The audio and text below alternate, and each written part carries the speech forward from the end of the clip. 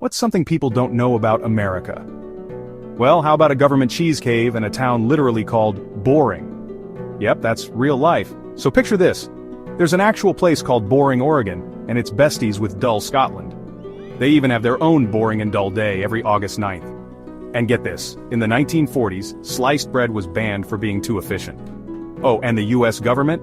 They hoard cheese in a secret cave. Because nothing says national treasure like a mountain of cheddar.